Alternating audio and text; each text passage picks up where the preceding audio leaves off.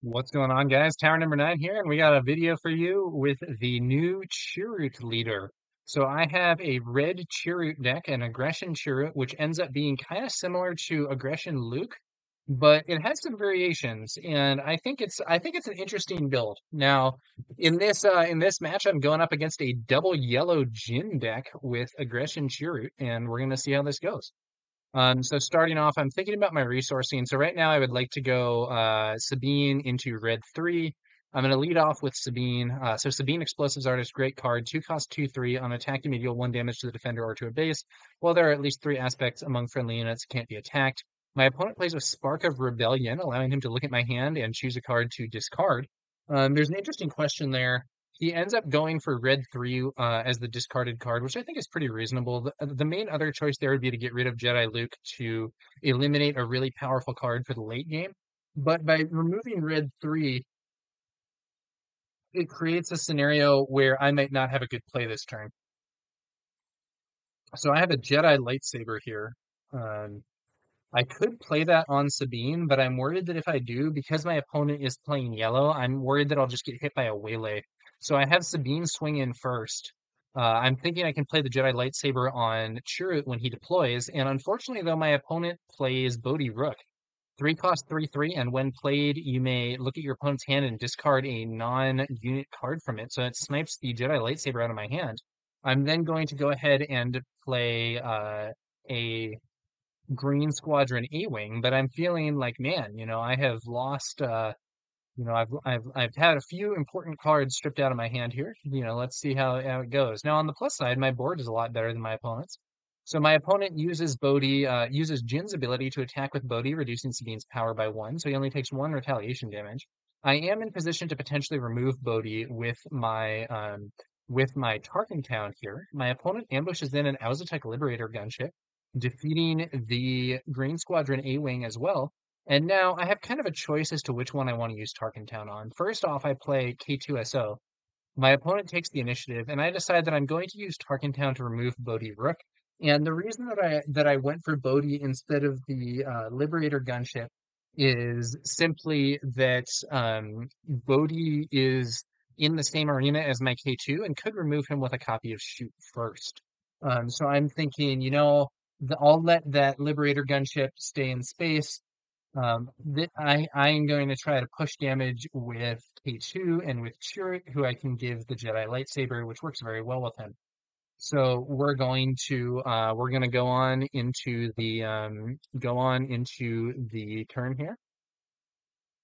Opponent does have the initiative, so we could see a waylay or similar bouncing K2, which would be quite annoying. But luckily for me, that doesn't turn up. We see an Outer Rim Headhunter, 2 cost 1 3 with raid 1, and on attack, I believe it's if you control a leader unit, you may exhaust a non-leader unit. So basically, if you get your leader out alongside that Headhunter, it becomes a kind of annoying exhaust effect. I play Chirrut. My opponent plays a Lothal Insurgent, which will cause me to draw 1 and then discard 1 at random. I draw a copy of Kanan and then discard the same copy of Kanan that I just drew. So overall, the Lothal Insurgent does a small amount of mill, but otherwise doesn't have any real effect. Um, so I'm going to equip Chirrut with this lightsaber, and there's kind of a question here. So one thing that I could do is attack and kill that Lothal Insurgent and only take 1 damage, or actually I would take 0 damage because the lightsaber ability would defeat it before it did any retaliation. But another thing that I could do is start pressuring the base. And under these circumstances, I'm thinking, I want to try and pressure the base. I have Chirrut in K2. I can do a lot of damage on the ground. Let's see how I can clear this situation up.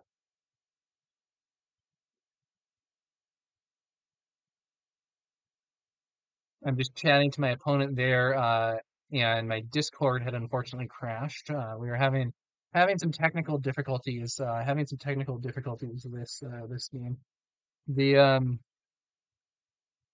wasn't the most consistent for whatever reason. I think that was not the game's fault though, but something with my computer. So my opponent plays a change of heart here and takes control of my K2, and that is very painful. So one thing that I could do is play the takedown to kill that K2. The problem is that if I do that, my opponent will make me discard and I'll lose the Luke Skywalker Jedi Knight that I'm hoping to have for the next turn. Another thing that I could do is I could have Chirrut attack and defeat the Lothal Insurgent, not taking damage. He would then still be in a position where he could be removed by K2 and Jyn once she deploys, though. So I'm really in a bit of a pickle. The question is, do I want to remove K2 to keep Chirrut alive? Or do I want to not do that and by that method allow me to have that Luke to retain that Luke? So I end up deciding I'm going to go for the base. My opponent's base is very close to being defeated here. But this was a really negative swing for me because I was hoping that that K2 was, if anything, going to be defeated and remove a card or deal damage to my opponent's base and push it further towards the edge. But this change of heart, allowing my opponent to take control of the when defeated effect, was super effective here, not to mention the damage that it dealt to Chirrut. So I just end up taking the initiative, and my opponent makes a combined attack with Jyn and with K2 and clears out Chirrut, and the Lothal Insurgent swings into the base as well. So now the board has swung heavily against me, but I do have Jedi Luke to deploy here. So I'm hoping that I can get some big value there and maybe get back in the driver's seat. So we're gonna have Jedi Luke deploy and defeat Jyn. If I can draw a Fleet Lieutenant or a Wing Leader, Jedi Luke can potentially defeat the base in one attack, which would be very positive. His Restore 3 would also help me if it came down to a more prolonged racing type situation. Um, But the opponent, of course, gets a chance to mess with me, chance to interact, and we'll see what happens. My opponent plays a Cunning, was originally thinking of bouncing Jedi Luke, but that actually doesn't work. So ends up kind of rethinking what to do here. The Cunning can return a unit from play to its owner's hand, but I believe it only works on a unit with power 4 or less. So it ends up being a Cunning play anyway. My opponent is going to do a random discard, so I lose the takedown that I had in hand, and then gives +4 power to the Lothal Insurgent. And as a result of that, the Lothal Insurgent will be able to trade with Luke. And now the board is stable for my opponent. I don't have any cards, and the Space Arena is chipping away at my life total. So very, very negative situation for me. And unfortunately, I draw two small cards. That isn't so unfortunate necessarily because this deck has a bunch of small cards like that in it. Um, but I would prefer having, I prefer to see something heavier in this situation. I end up playing Yoda. One advantage to Yoda is if he gets removed, he'll at least draw me a card and help with this card disadvantage that I am currently suffering under. My opponent plays Chewie. I'm going to deploy Restored Arc. Probably it gets very little value here, but at the very least, it can maybe stall for an attack.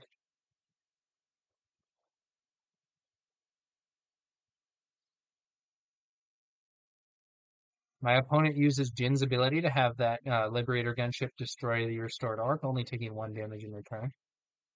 But, at least it's not 3 damage on the base, and then my base takes 2 more damage there. I draw 2 Wing Leaders. Extremely unfortunate draw here, especially since Yoda is not a rebel. So I am in a very bad spot at this phase in the game.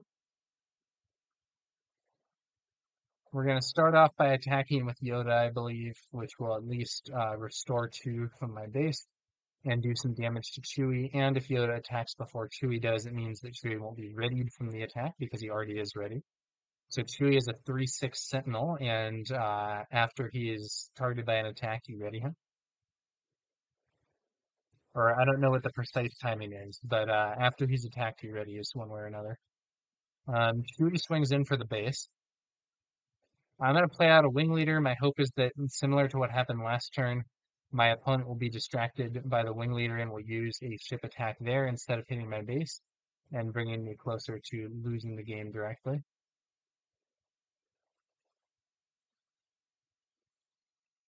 My opponent plays another copy of Cunning. Because of the Discord issues, it wasn't immediately apparent what choices my opponent was making here.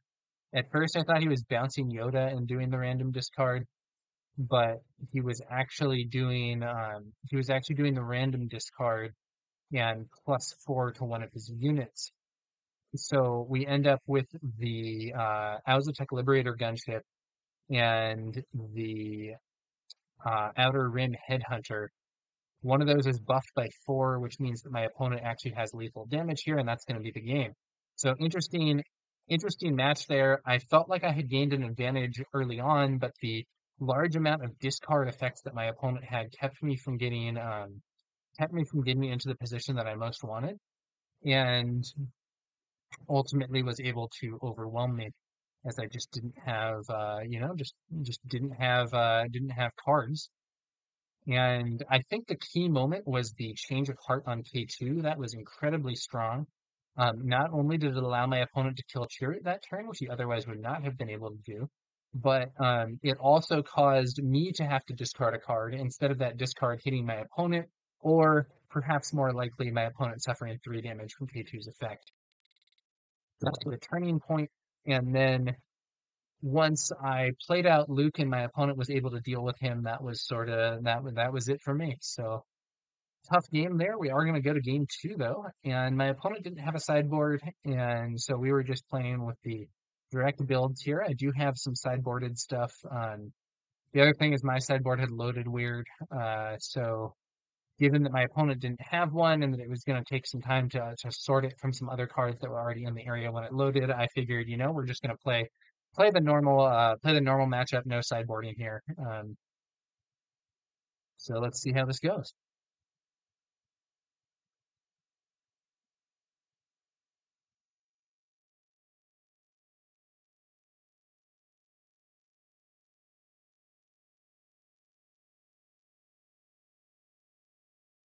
Well, once again, I'm going to lead things off with Sabine Wren, Explosives Artist, and my opponent actually doesn't have a first turn play this time. I've also intentionally resourced away, I believe it was a Jedi lightsaber that I had early on, with the reasoning being that if my opponent plays Bodhi Rook, I want to not have any non-unit cards for him to take. So, little counterplay there, and that counterplay pays off as my opponent plays Bodhi Rook, only to miss. So Bodhi is a strong card. I'm going to go ahead and now use a Wing Leader to buff Sabine. Normally, something that's a little risky against yellow, but in this situation, I know my opponent can't waylay this turn. I can have Sabine defeat Bodhi, dealing 1 damage to my opponent's base. And then if my opponent does waylay, it will potentially allow me to replay Sabine and essentially have her be sealed, in that she won't have suffered the damage that she just took from hitting Bodhi. So the value of that waylay will be diminished somewhat.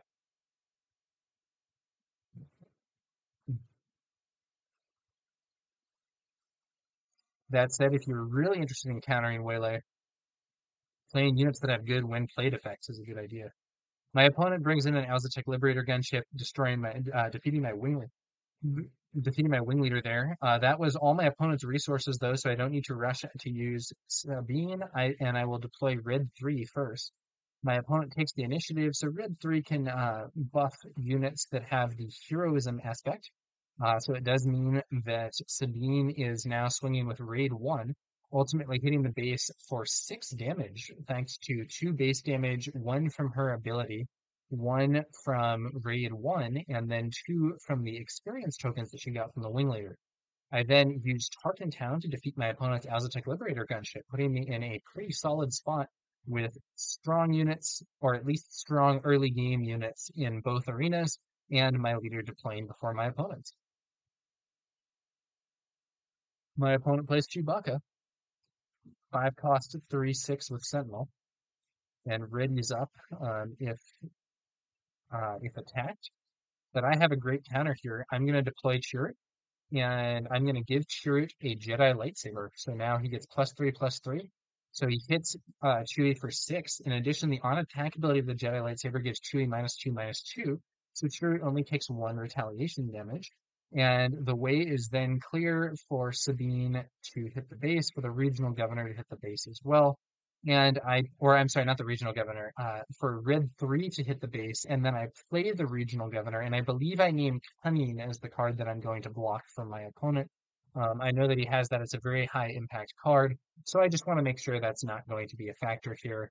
And this is now looking really good. And so if my opponent deploys Jyn, I can immediately defeat her with Chirrut because so first off, Chirrut can just hit for 6 with the buff from first off, Chirrut can just hit for 6 with the buff from red 3 plus the saber, and he will also give her -2/-2. So Chirrut Chirrut, very threatening there, and my opponent ends up just conceding the game. So that is a win for me. We're 1-1 with the new Chirrut leader, and we're going to move on to round 3. Now, I will say there has been some very negative talk with respect to Chirrut. I don't actually think he's that bad. So I do think his leader side is not awesome.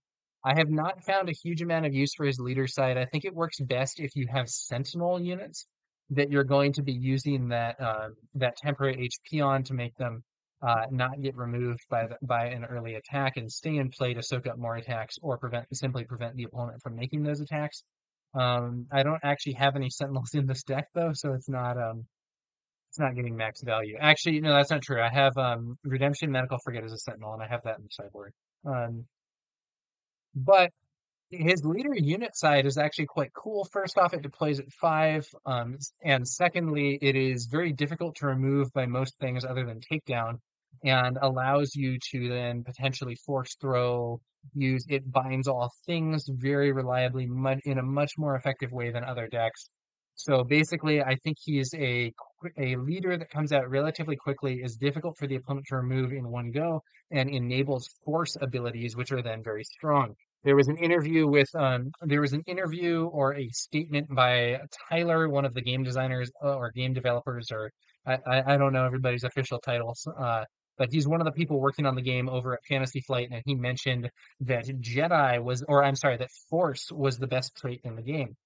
And at the time that he said that, Force did not seem like it was the best trait in the game. It actually seemed like it was kind of, it seemed like it was kind of whatever. I think it discounted Force Choke by 1, and that was it.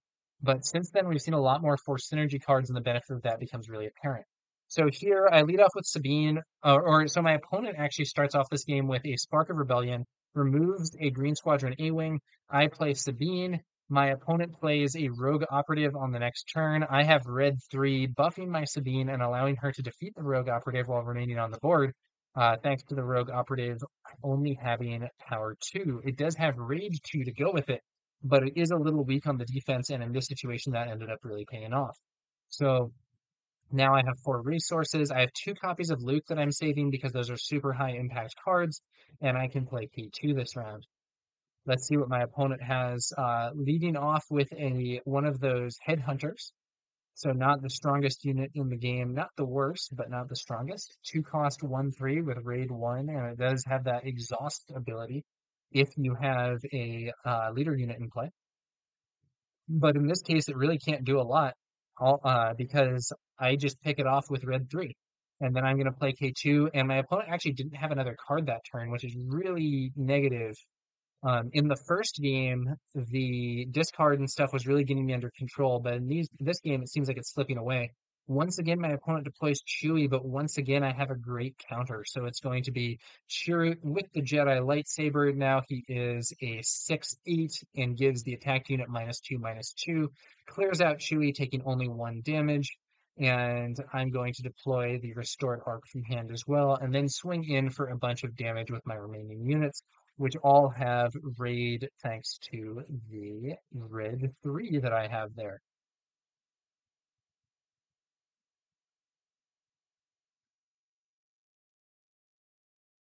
So now we're looking at what I think is honestly a really strong board for me. I can play Luke Skywalker Jedi Knight next turn. I ended up resourcing one of them. I probably should have just resourced this wing leader instead and been like, whatever, I'm not playing anything this turn. But,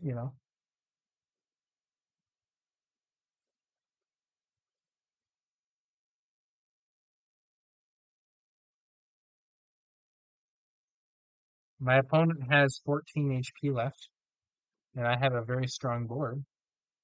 Let's see what ends up happening here.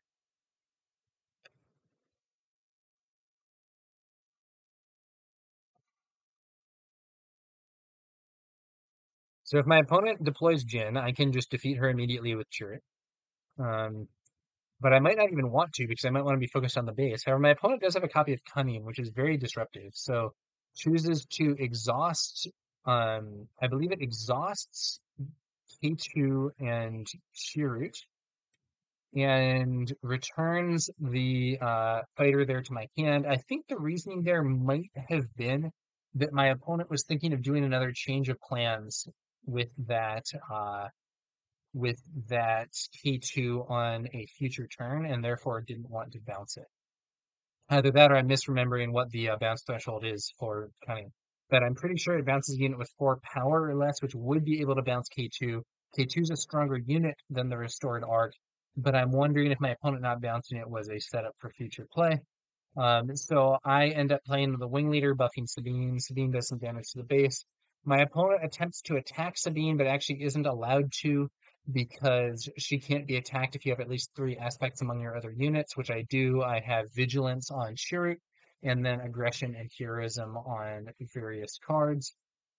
And my opponent instead uses Jyn to take out K2. I deal the damage to my opponent's base with K2's ability, and then in this situation I just take the initiative, and that's basically the old checkmate here because my opponent has nothing that can defeat Chirrut with 2 resources, and I am able to attack and defeat the base. So that is going to do it for that one. And we do see that my opponent had a change of heart as well as 2 other copies of Cunning in hand. So luckily for me, though, I was able to close things out before those had too much of an impact. So yeah, that was my my first games against a human player with Chirrut. I have played him against Force Table a bit. Honestly, he doesn't seem terrible to me. He's got the aggressive power relative to Luke by just deploying sooner, enabling forced throw, enabling it binds all things. So overall, I think it's a pretty cool. Overall, I think it's a pretty cool deck. Not sure where it will end up in the future, but I'm not as negative on Chirrut as some people have been. Even though I'm not getting a ton of value of his leader side ability. I think his unit side is quite solid. Okay, that's gonna do it for this one, guys. Hope you all enjoyed this, and we will be back later with some more Star Wars Unlimited content. I will catch you guys later.